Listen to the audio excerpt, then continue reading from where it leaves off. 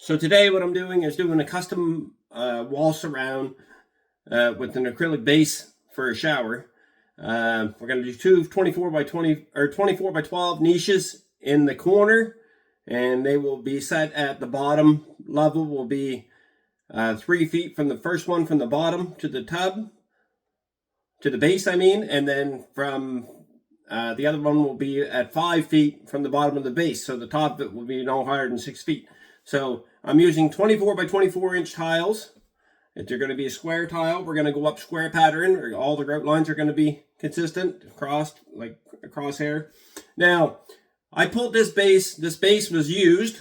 This base right here is a used base that was actually already here. This is actually a repair job. Ended up being a pretty well full gut. But I have the drain leaked right there. I treated that mold, so it's not what you think now. That's been treated with it, antimicrobial, and then that should be fine. That should go away. Well, it won't go away. The color won't go away, but it won't grow any bigger than that. It'll be fine. It's dead. So I treated the back of the base. Everything's good there now. But here's the problem. These drain kits come with a rubber, and then they come with the hub on the bottom, and then they come with the top that screws in and on top of your base, and that kind of sandwiches it all together and keeps it from leaking. Well, there's a cardboard thing that comes donut, the exact same size as this, and then there's the rubber donut, the gasket. Well, people don't understand how these things work, really. They don't. That gasket right there is supposed to go on the flange, which is in underneath the shower. And what it does is it comes up against the base. As you're screwing it tight, it'll pinch between the gasket and the base. So if any water were to get in there, it couldn't seep underneath the base. And that's exactly what didn't happen on the last time. It seeped through the base because they didn't do it right. They put the cardboard gasket on the flange, and they put this rubber gasket underneath the grill where you screw down the inside on top of the base. So what it does is also give yourself like 1/8 of an inch or so lip, which you're not supposed to have inside the shower pan, because how are you going to drain water? How does water jump over 1/8 of an inch? It doesn't. So I'm going to set this in. The other thing was, this is the foam base. So I'm going to set that gasket right back there where it was. On top of the flange, which is what it should be. It's a threaded flange. This is the top where the grate goes. And it screws down and sandwiches it together. So I'll do that after the fact. That's the last thing that happens. So this is an acrylic base. I'm getting back to this. And like I said, it's been treated, so don't worry about that color.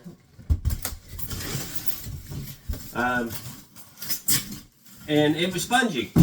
When you stood in it, it would spin. It'd be, you could feel it lifting. Well, it's not really the best base in the world. If you want to do an acrylic base, make sure it's solid acrylic or fiberglass, because the reason why, when you stand on it, it's not going to flex. But if you get one of these ones, one thing you can do to make it more solid is to motor it down to the substrate, which is exactly what I'm going to do. So, like I said, I've treated this, I wiped it all down, it's clean. And I've got some thin set, and I set it up the same way I would, a little bit runny, the same way I would if I was to do, a membrane. So it's runny. And I'm just going to pour a little on there. And I'm using a quarter by quarter trowel. And I'm just going to work that mortar into that substrate. Burn it in, they call it, if you want to use terminology.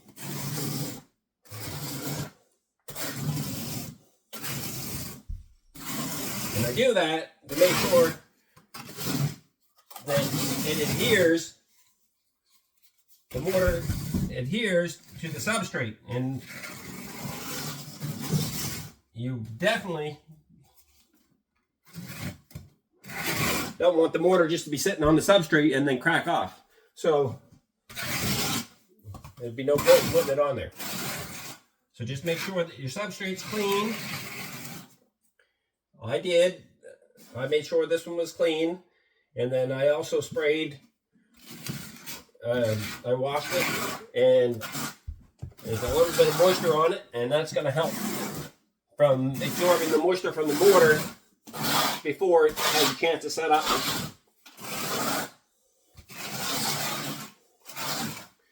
Like I said, I'm giving this a good 100% coverage.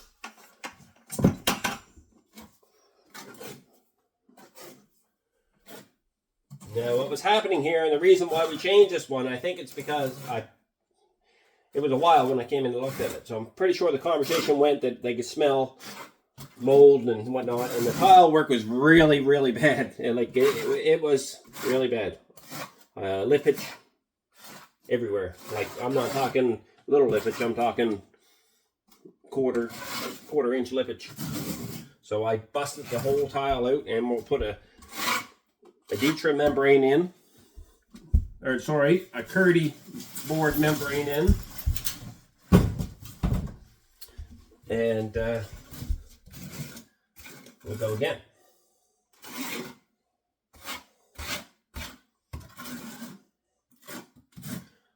Bear with me.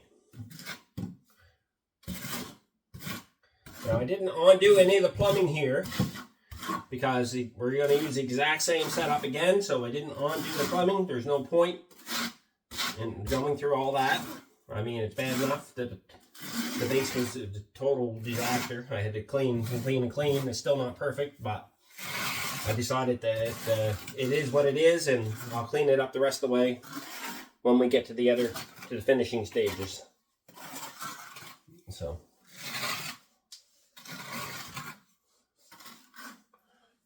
for today's purposes, we want to set this base, and like I said, it's the base is a little bit, it's got a little bit of movement in it, so I can't.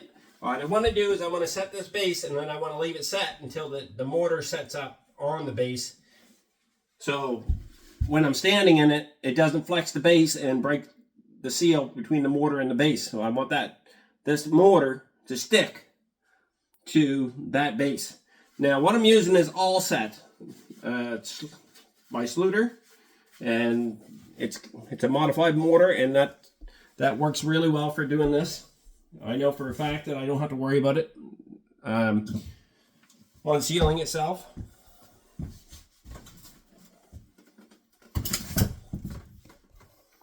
To seal the deal here, I am going to back butter.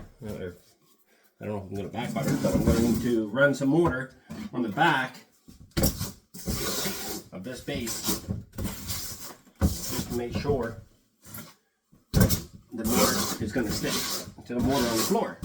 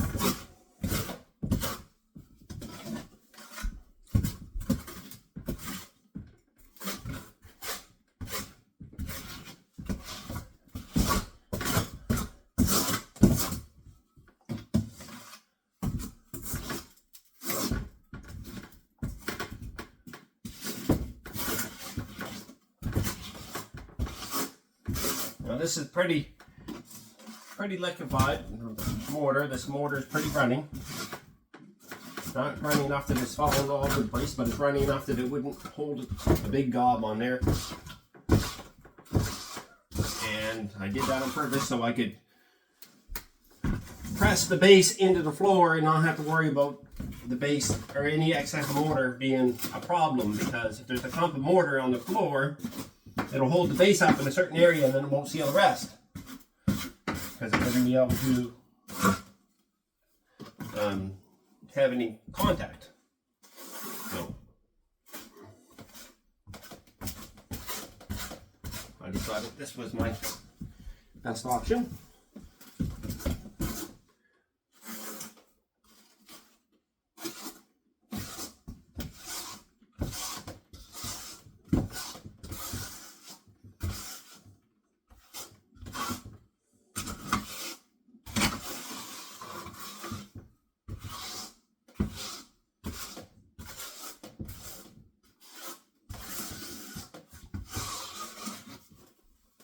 There. Now I've got 100% coverage on the back butter on this base, so it is now ready for installment.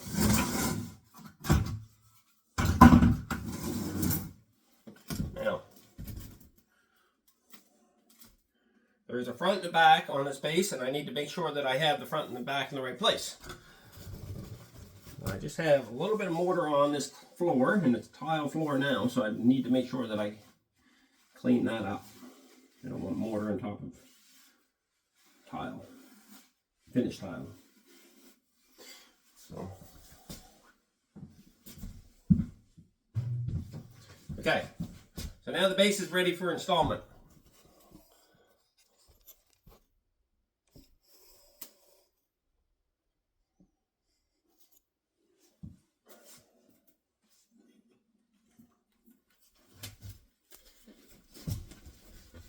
What I'm going to do is try to get this thing somewhat in place before, or in the right angle before I drop it down.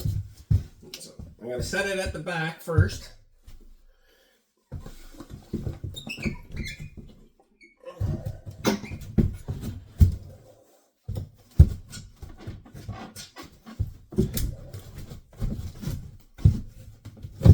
And I'm just going to kind of hop it in there a little bit.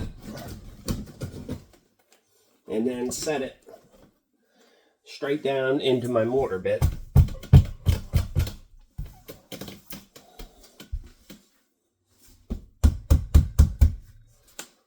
And I'm telling you right now, I can feel the difference in that already. That is solid. I can feel the suction in it already. You can hear it too when I'm just thumping on it.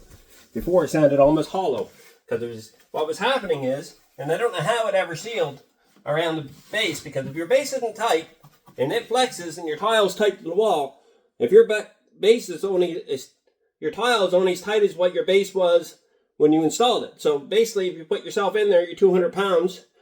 My weight's 190. So I'm just using that as a reference. Then I'm putting 190 pounds in a 1 foot radius in this shower base, which makes it want to cut. If it's not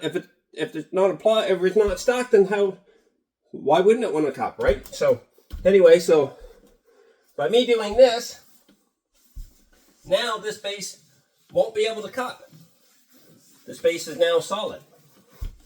But when saying that, you need to make sure your base is perfectly square within your stud cavity, because if you don't have squareness in your stud cavity, then it'll be hard to apply the tile.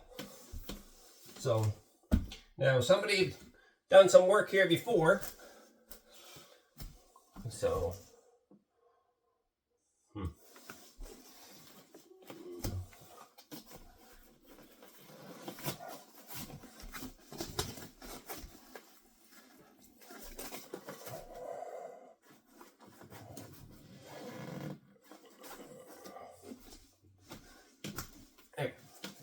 there. So now I'm good to go there. Everything's set. So I can feel the difference in this already. Like, I'm very, very, very impressed with the movement. I wish I had taken the video of the before, but I didn't. And I could have showed you the difference. Like, I can't do the work in here because right now I'm standing on this and I'm moving the base. So I need to make sure I'm just doing this Just kind of stepping on it to make sure there's no air pockets under it. That's all I'm doing here. To make sure I got it good and stuck. But the base is moving, so I can't work on this anymore today until this sets up. It'll take a couple hours. So there, that's done. Now, I'll have a rag. And I like to use a little bit of glass cleaner because I find it's clean, easiest stuff to clean right now. And I'll just wipe out my footprints. And like I said, this is not a real clean base yet. It's 99% cleaner than it was. But it's not clean yet. And I'll clean it at the finishing stage before I get anything ready for a reveal of it. So there. So that's done. So now, like I said, we have a drain here to deal with. And somebody had put the drain in wrong the first time. So we're going to hopefully correct that on this rebuild. So, now,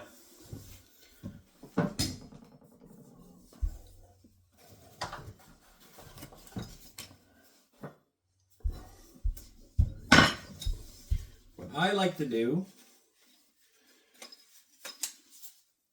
is I'm going to check, make sure I can screw this thing in.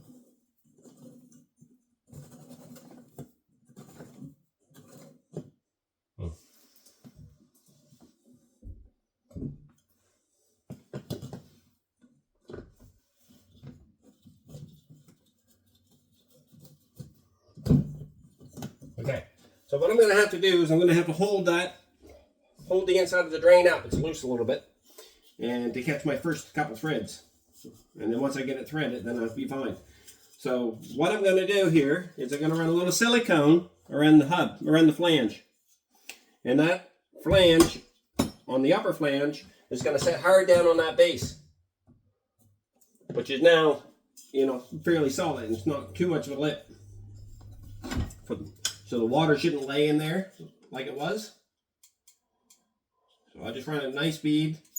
And I try to keep it more towards to the threads instead of the outside, because you don't want it to be squeezing all over the place. I mean, you want it to be good, so you want it to squeeze some, but you don't want it to be too much excess that you're cleaning for days. Things you learn over time. So there, I've got that done. I went all the way around the flange.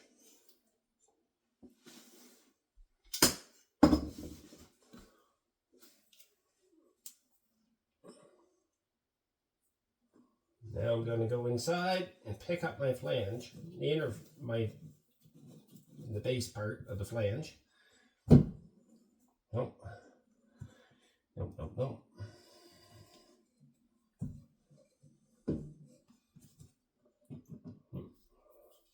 Fell down on me.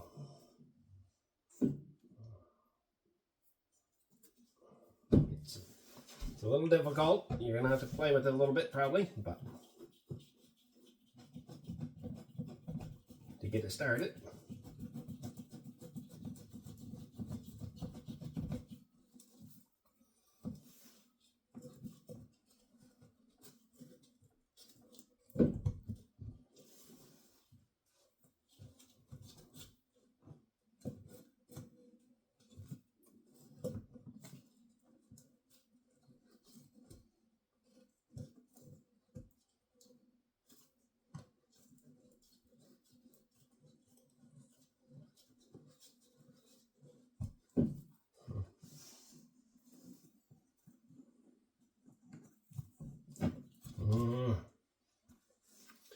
So, another thing that works really well too is the coat hanger, because you can get it down there and hook it on the inside of the P-trap and pull up. And then you can actually see what you're working with, because your fingers kind of get in your way of your vision. So I'm having a little bit of difficulty here, but just bear with me here and I will have it.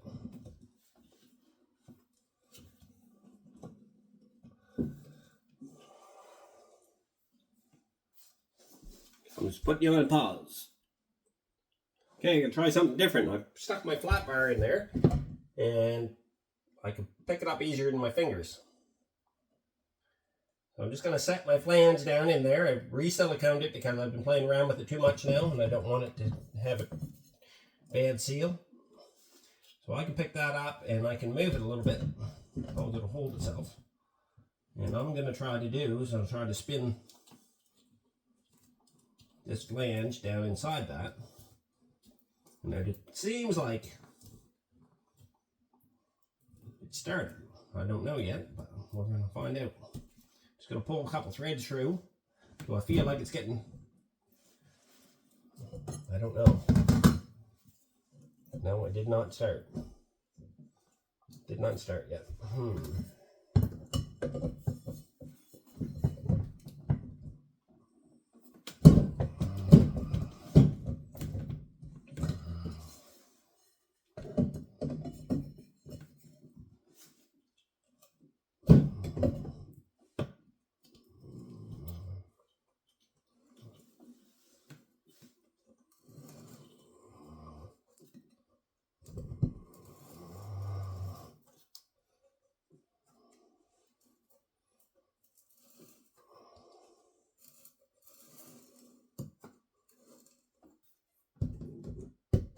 Where? Started. Now, as the old saying goes, if it was too easy, everybody'd be doing it. And this is the reason why you don't. Like, you got to really have an ingenuity mind, and you got to be able to problem solve sometimes. And if you don't have the right equipment, sometimes you have to make do and make it work. So anyway, I'm using the end of my pry bar, and what I'm doing is I'm locking it between the two ears, the screw ears, and I'm just using it to tighten up that drain.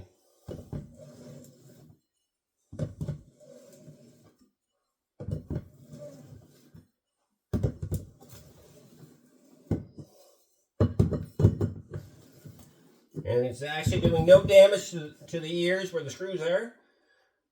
It's just locking in there nicely. It makes a nice tool for this.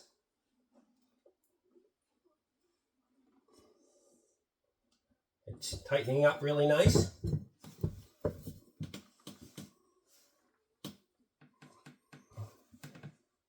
Now you want to make sure there's no movement in your drain, so you make sure you get it good and tight, but not over tight. Now remember, you are working with plastic threads. So if you're working with plastic threads, you cannot over tighten or you will strip them. If you strip the threads, you are done. You have to change the whole entire flange, the drain, the whole entire drain. So there's no fixing plastic. If you're lucky and you can stick it together, you could ABS it together, but that's a dangerous game because if you ever had to change it or fix it, there's no way of fixing it. It screws everything. It brings your base, whatever. Or could. So anyway, so there. So that's all done. And I'm 100% installed here now. And so I'll let that set for a few hours. And then all I'm going to do is I'm going to build a niche over here. Now we're going to go, we're going to go center location in that wall. That's not black mold, by the way. That's the black paper on the back of the paper barrier on the back of the paper back insulation, just so you see it. So that's not black mold, that's just paper. So that's all right. So because of this pipe, I can't get the niche in the center location of the base. So what I'm going to do to fix that is I'm going to do a little bit different. I've seen this a couple times and I've never done it. And I, brought it by the customer and thought, well, we want to do two 12 by 24 inch bases, or two 12 by 24 inch niche in the corner is what we're going to go for now. And when we get that done, I think it'll look cool because it'll kind of like float right into the corner. Like the niche, one side of the niche will go away. It'll just be part of the wall. And then I'm going to have to do some restructuring here. And nothing here is load bearing. Nothing here is load bearing. It's all petition and plumbing. There's a plumbing wall. It was built out for the shower that's here originally. But there's nothing here load bearing and nothing here. The wall's been built out like 8 inches. And I'm going to take it and make it 4 inches. So I'm going to notch that corner, which is only for drywall, that's the stud for drywall. And I'm going to notch this one stud out, which is only there for drywall. It's not load bearing. You can take that stud right out if you wanted to. But,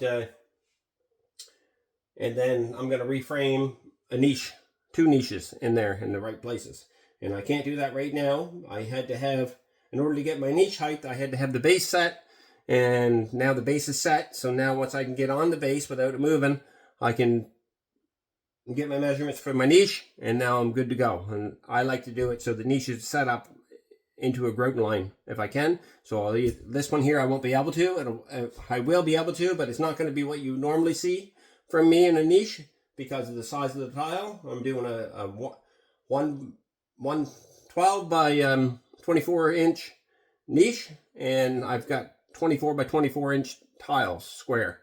So I'm going to try to make a grout line here at the side of the niche and a grout line at the top of the niche on each one of them. And outside of that, it's just going to be a check cut out of the tile. So you're basically going to have the top quarter cut out of the tile, or top half cut off the tile. That's what it's going to be. So it's going to be a half a tile. The niche is going to be the other half, and it's going to be a half a tile, and the niche will be the other half, and that's how they'll stack. And then the rest of it will just be a full tile at the top. So there'll be a full tile at the bottom, and then a half a tile, and then a niche, and half a tile, and a niche, and a full tile. That's how it's going to go. So it'll actually work out, and it'll work out nicely. So that's what I've got, and we're gonna shut this video down. And everybody, you all have a great, amazing day. It is Thursday, and hopefully the weekend will be here before we know it, and then we can all have some fun. But if not, then enjoy what you're doing regardless. Okay, cheers.